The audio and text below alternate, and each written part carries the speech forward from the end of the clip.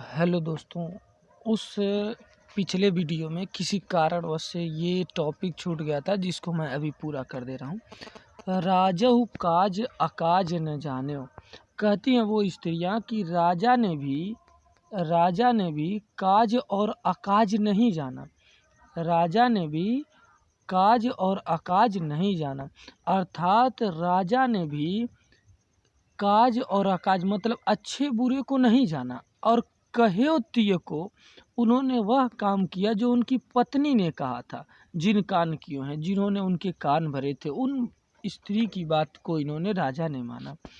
कहती हैं कि ऐसी मनोहर मूर्त ये बिछुड़े कैसे प्रियतम लोग जिए।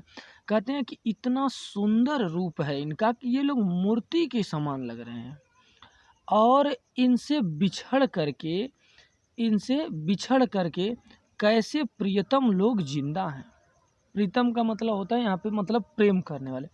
कहते हैं कि इतने ये सब अच्छे लोग हैं, इतनी मनोहर मूर्ति है इनकी कि इनसे बिछड़ करके पता नहीं कैसे इनसे प्रेम करने वाले लोग अभी तक जिंदा हैं। और आपस में बात करते हुए कहती हैं आखिन में सखी राखी वियोग। कहते हैं कि ये जो लड़के हैं, ये जो स्त्रियां हैं, ये सब जंगलों के लिए नहीं है, ये लोग आँखों में बसाने योग्य हैं। इन्हें किम कह वनवास दिए हैं, आखिर इन्हें किसने वनवास दिया है। कहती हैं कि हे सखी, ये लोग आँखों में बसाने योग्य हैं और इन्हें पता नहीं कौन ऐसे लोग थे जिन्होंने इन्हें वनवास दिया है। किम का मतलब कौन, इन्हें कौन ऐसा है जिन्होंने इन्हें वनवास दिया है। उसके बाद हम जस्ट अगले पैराग्राफ को देखते हैं। शीस जटा उर्बाहु विशाल विलोचन लाल तिरछी सी भौहें। भगवान श्री राम के रूप के बारे में बताया गया कि जो भगवान श्री राम का रूप है वो अभी कैसा दिखाई दे रहा है, उसके बारे में बताया गया। कहते हैं कि शीस जटा, उनके शीस पर जटा बंधी हुई है, और बाहु विशाल, और उनके हृदय और बाहु दोनों बहुत विशाल हैं। शीस जटा, शीस पर उनके जटा लगा हुआ है और उनके हृदय और भुजाएं ये सब बहुत विशाल हैं। विलोचन अर्थात नेत्र, नेत्र उनके कैसे हैं, लाल हैं। शीस जटा, उनके शीस पर जटा बंधी हुई है, हृदय और बाहु दोनों विशाल हैं। विलोचन लाल, उनकी लाल लाल आंखें हैं और तिरछी सी सुंदर भौहें दिखाई देती हैं, तिरछी सी सुंदर भौहें दिखाई देती हैं। और फिर सूर सरासन बाण धरे। सूरदास जी कहते हैं कि वह भगवान श्री राम धनुष और बाण, वह भगवान श्री राम धनुष और बाण धारण किए हुए हैं, धनुष और बाण धारण किए हुए हैं और तुलसी वन मार्ग में सुठी से। कहते हैं तुलसीदास जी कि वह वन के मार्ग में बहुत ही अच्छे रूप में दिखाई देते हैं। शीश पर जटा है, हाथ और हृदय और बाहु दोनों विशाल हैं, बाहु माने भुजा, लाल लाल आंखें और तिरछी सी भौहें हैं। छोटा सा हाथ में धनुष बाण धारण किए हुए हैं और तुलसी कहते हैं कि वन के मार्ग में यह चलते हुए बहुत ही अच्छे शोभित हो रहे हैं। कहते हैं कि सादर 12 बार सुहाय, चितय तुम त्यों हमरो मन मोह। तुलसीदास जी कहते हैं कि जो जंगल की स्त्रियां वो बात करते हुए कहती हैं कि सादर 12 बार सुहाय। कहती हैं कि हमारे हृदय को यह बहुत अच्छे लग रहे हैं और इतने अच्छे लग रहे हैं कि वह 12 बार मतलब कई बार भी देखने पर हमें उतने ही अच्छे प्रतीक हो रहे हैं। मतलब कैसे कोई वस्तु बहुत अच्छी होती है तो हम उसको कितना भी बार देखें, प्रेम हमारा नहीं कम होता है। कहते हैं सादर 12 बार सुहाय, चितय तुम ते।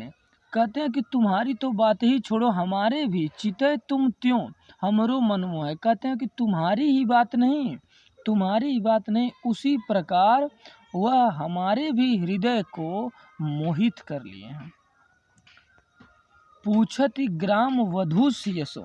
अब देखिए, गांव की जो स्त्रियां हैं वो पूछती हैं, सीता जी से कि आखिर आप इन लोगों के साथ क्या कर रही हैं, क्योंकि देखिए भगवान श्री राम को देखकर सबके हृदय में एक प्रकार की प्रेम की उत्पत्ति हो जाती है।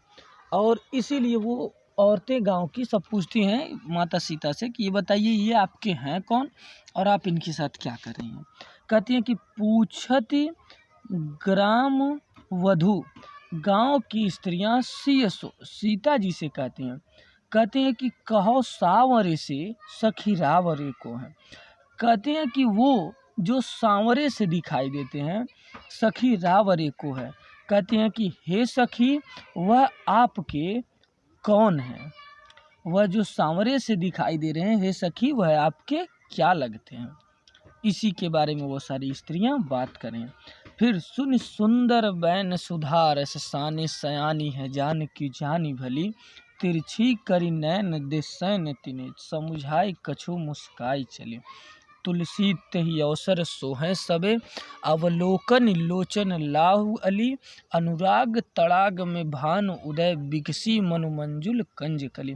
कहते हैं कि माता सीता उनके सुंदर वचनों को सुनकर, वैन का मतलब यहाँ पे है वचन, माता सीता उनके सुंदर वचनों को सुनकर सुधारस साने, सुधारस साने का मतलब होता है प्रेम से सींचे हुए, प्रेम रूपी अमृत से सींचे हुए, उनके सुंदर और प्रेम रूपी अमृत से सींचे हुए वचनों को सुन करके सयानी है जानकी, माता सीता बहुत बुद्धिमान स्त्री हैं, जानी भली, वह उनके हृदय की बातों को तुरंत समझ गए।